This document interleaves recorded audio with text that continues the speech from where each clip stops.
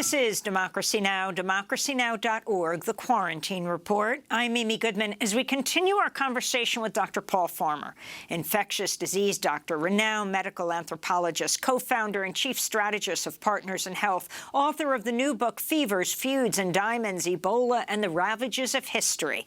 Between 2014 and 16, Ebola killed more than 11,000 people, most in Sierra Leone, Guinea, and Liberia.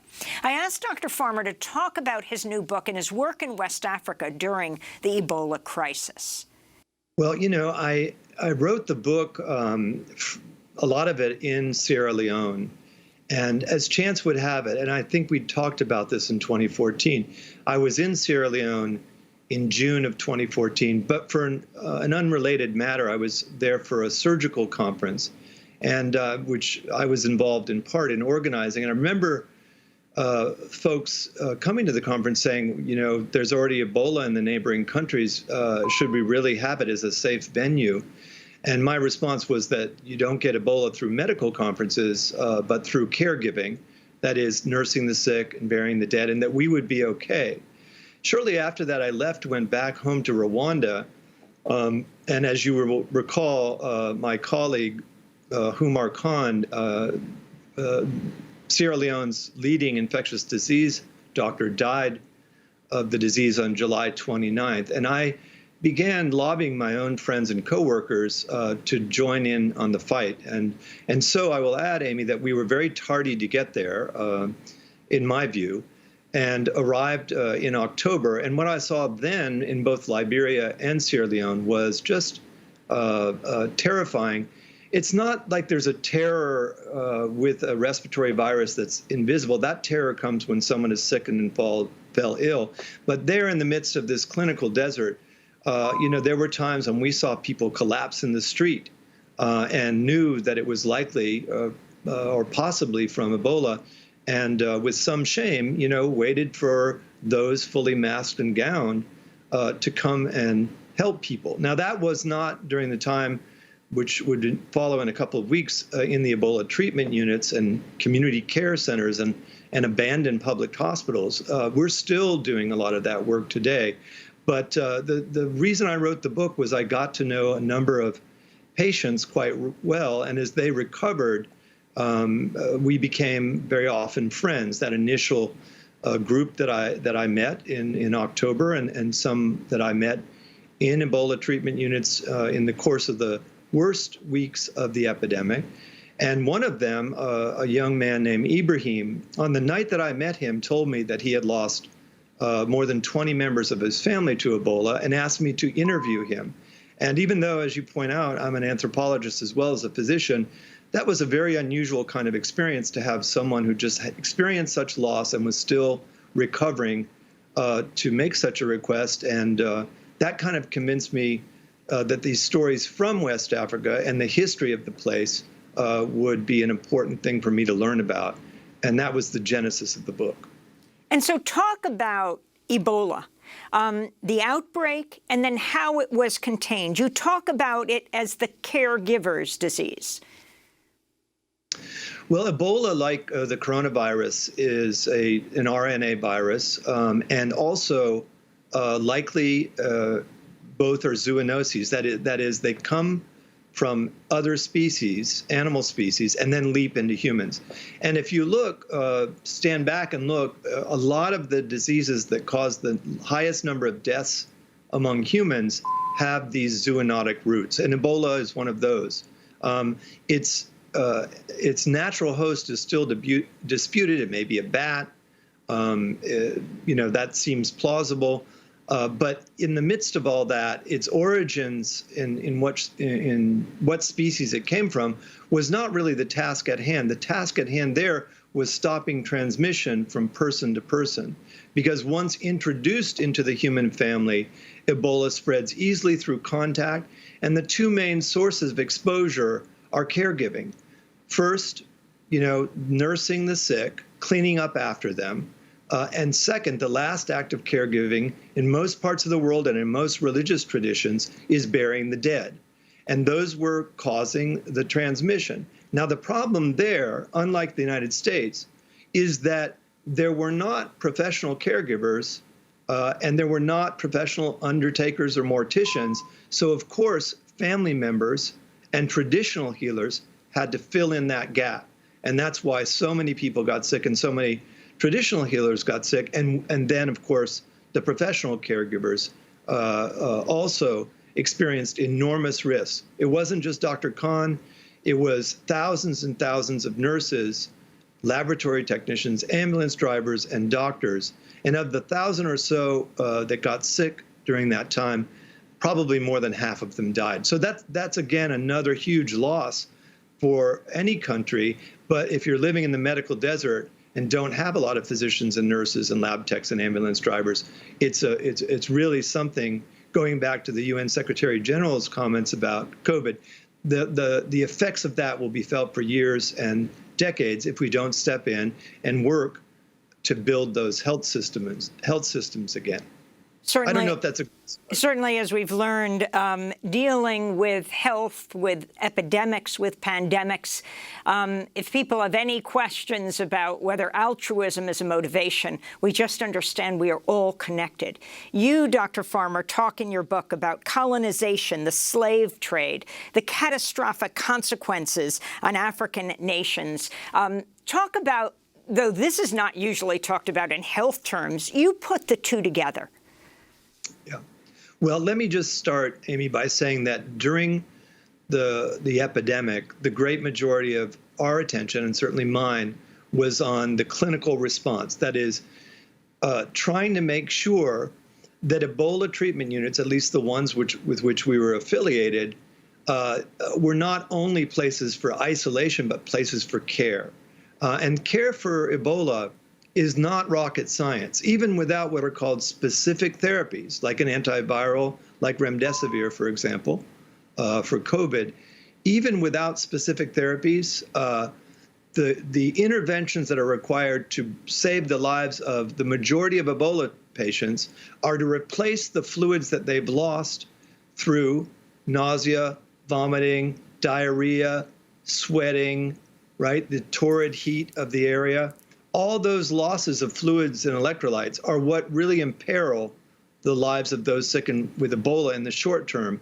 And we have therapies for that. They've been around for 100 years. They've been improved over time.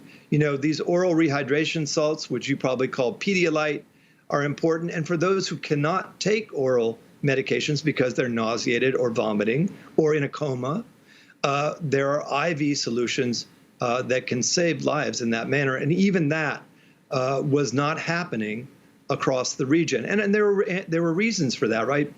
People were frightened, and anything that involved a sharp, that is a needle to put in an IV, for example, or a blood draw, poses some risk to healthcare workers, right? But it would have been better just to say, hey, we're frightened, because anyone in their right mind would be frightened.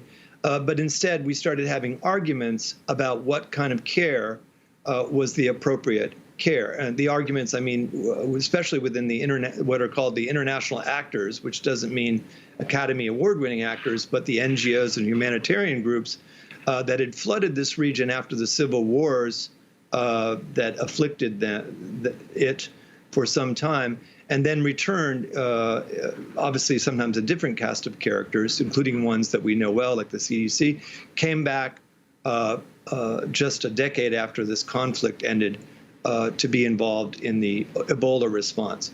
And I made the argument in the book that the response was hampered by the fact that the attention was largely to containment, not to care. And of course, this generated very painful echoes from colonial rule, which in that part of the world was largely a 20th century phenomenon. This is not remote history, as you know. So in order to improve the quality of containment efforts, we should have focused more on the quality of care. You know, we're going to face that when the next epidemic of Ebola comes along. Your description of people, the life histories of the Ebola survivors is deeply moving. Can you talk about Ibrahim Kamara and Yabom Koroma, some of the people that you dedicate this book to? Well, it's not always been easy to talk about them because they endured such losses and they were not easy to hear about. Of course, having been involved in their care, I thought I knew something about their losses, but it turns out there were many more. And I had an epiphany, which I'm embarrassed to share. But of course, it wasn't long before we understood that every adult patient that we cared for who survived Ebola or didn't had also survived a brutal civil war. And when I started talking with Ibrahim, who is the very man I mentioned earlier, who's the person really in a way who inspired me to write this book, I couldn't believe the details and spent many, many months and in the case of Yabom, years interviewing and learning about them. And of course, this happens over time. But Yabom's story was different. If I could just go back and say, Ibrahim was probably 26 when he fell ill with Ebola, and did not have children of his own. His most grievous losses were his mother, his siblings, family members, grandparents, aunts, uncles. Yabom, on the other hand, was 39, and she lost, in addition to her husband, some of her children, her mother also, and other family members. And what I learned about these two was that they moved between villages and the capital city during the war, after the war, and even during the epidemic, because very often they were called to perform those caregiving services for afflicted members of their family. And again, in the case of those who perished, and who was going to bury them at the time that they fell ill. And this was in August of 2014. So they faced these impossible choices. Another reason it was difficult and painful to write about them, choices that I've never faced, like, do we respect our mother's dying wish to be buried in her home village? And of course, that was also against the recommendations of public health authorities. But there wasn't enough in the way of assistance with caregiving or with respectful burial of the dead until later in the epidemic. And so their compassion led to their own infections and to infections among other members of their families.